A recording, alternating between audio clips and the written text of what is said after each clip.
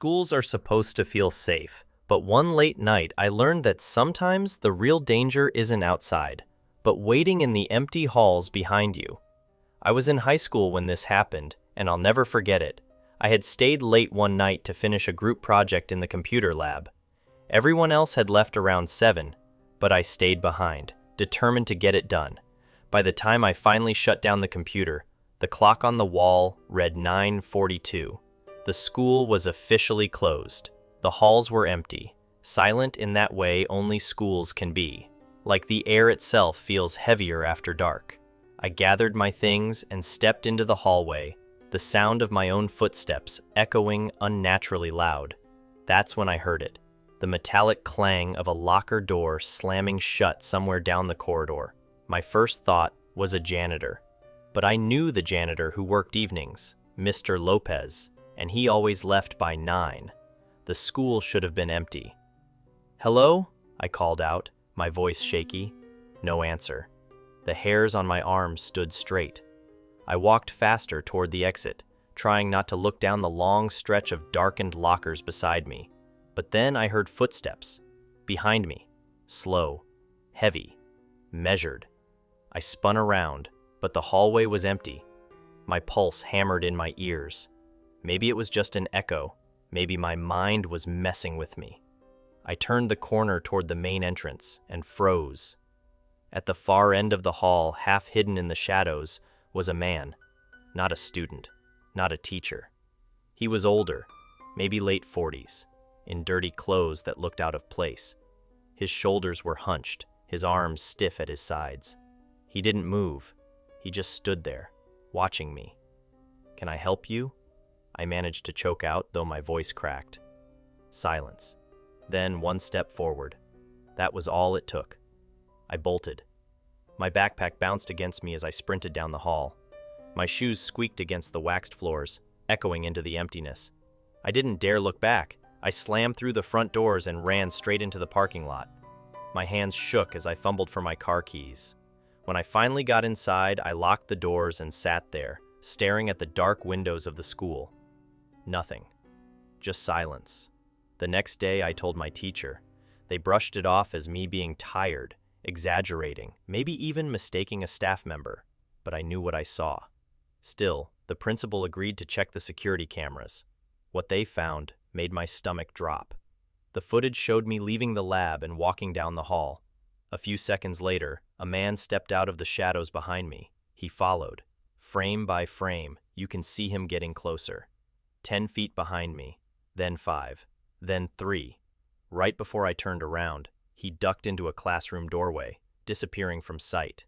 The camera caught me spinning around, confused, looking straight past where he was hiding. And here's the part that makes my skin crawl to this day. Once I ran, the footage shows him stepping back out of the classroom. He stood there watching me sprint away. Then he slowly walked back into the darkness of the school, and the cameras never caught him leaving. To this day, no one knows how he got in or how he got out. But I'll never forget that feeling. His eyes on me, the sound of those deliberate footsteps following in the dark. Empty schools at night are creepy enough, but sometimes you're not as alone as you think here. Camping is supposed to be about escaping the world, getting closer to nature. But deep in the woods, sometimes you find something waiting that you never wanted to meet. I went camping with 2 friends deep in the woods one summer. We picked a spot miles from the nearest road, surrounded by towering pines and silence. No phones, no service, no distractions, just a tent, a fire, and the kind of dark that swallows you whole once the sun sets. The first night was uneventful. We laughed, told stories, and fell asleep to the sound of crickets and rustling leaves. But the second night was different. Around 3 a.m., I woke to a sound. At first, I thought it was part of a dream, but as I blinked awake, I realized it was real. Whispering. Low voices, too faint to make out, drifting just outside the tent. I lay frozen, holding my breath. My friend Mark stirred beside me. "Do you hear that?" he whispered. I nodded, though I didn't dare make a sound. The whispers moved around the tent, circling us. At times they were so close I thought someone might drag a hand across the fabric. Then they'd fade, only to pick up again on the other side. Minutes passed like hours. Then silence. I thought maybe it was over, until Mark tensed beside me and whispered, "Don't look, but someone's out there." I couldn't help it. I peeked through the tiniest gap in the tent flap. At the tree line, just barely lit by the glow of the dying fire, was a figure, crouched low, watching us. I yanked the flap shut and whispered, "What do we do?" But neither of us had an answer. We had no weapons, no way to call for help. We just sat there, clutching a pocket knife, praying for morning. I don't think I blinked once the rest of the night. Every crack of a branch outside made my heart stop. Finally, sunlight crept through the fabric of the tent. We stepped outside cautiously, but what we found made my skin crawl. Around our campsite were small piles of rocks, arranged neatly in circles. Our food bag had been torn open, and in the dirt, clear as day, were footprints. Bare footprints, leading from the woods, circling our tent, and disappearing back into the trees. We didn't even pack up properly. We threw everything into the car and left without a word. To this day, I don't know if it was some local messing with us or something worse.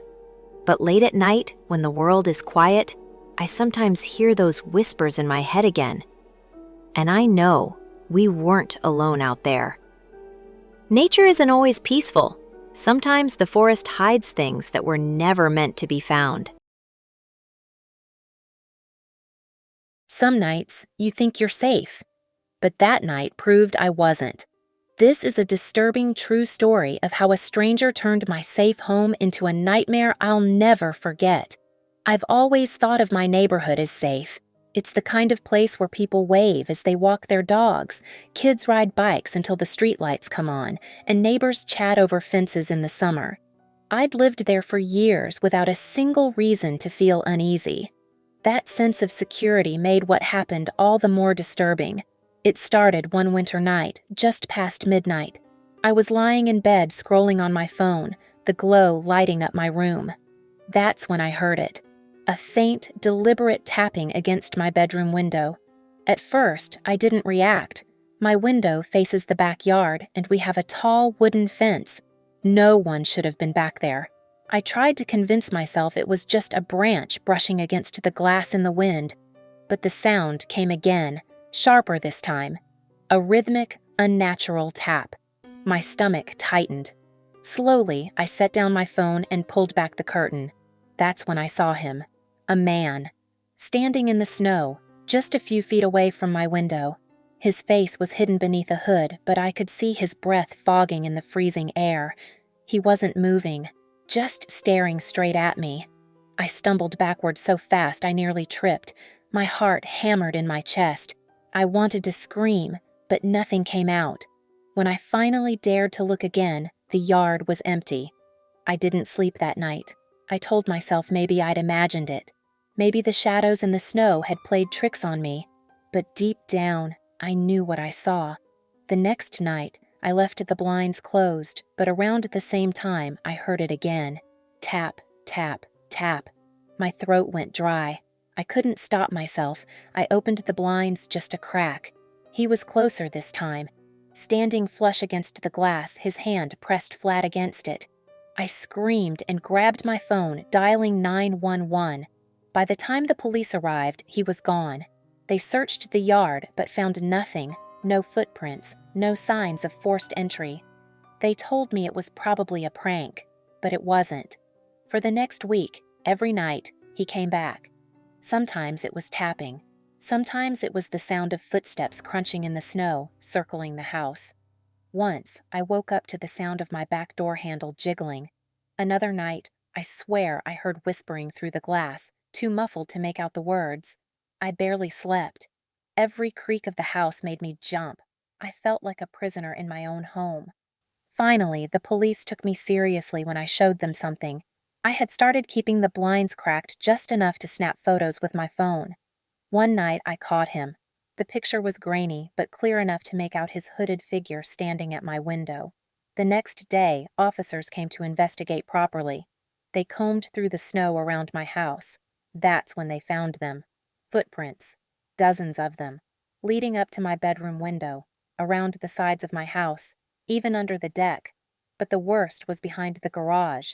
There, they found a flattened patch of snow where someone had clearly been crouching. Scattered around it were half-smoked cigarette butts. The police explained what that meant. He had been sitting there for hours, watching me, waiting. The thought made me sick. Every time I had walked past the garage to take out the trash or shoveled the driveway, he could have been right there, hidden, watching. The police increased patrols in the neighborhood, but they never caught him. After that night, he stopped showing up. Maybe he got scared. Maybe he found someone else. I don't know. To this day, I sleep with every curtain drawn tight. Every sound at night makes my pulse race, because I can't shake the feeling that one night, when the house is quiet and I'm drifting off to sleep, I'll hear that familiar sound again. Tap, tap, tap. And this time, he won't be on the outside. Some nights, you think you're safe, but safety is just an illusion. Thanks for watching the Disturbing Files. Stay safe out there because you never know who's watching you.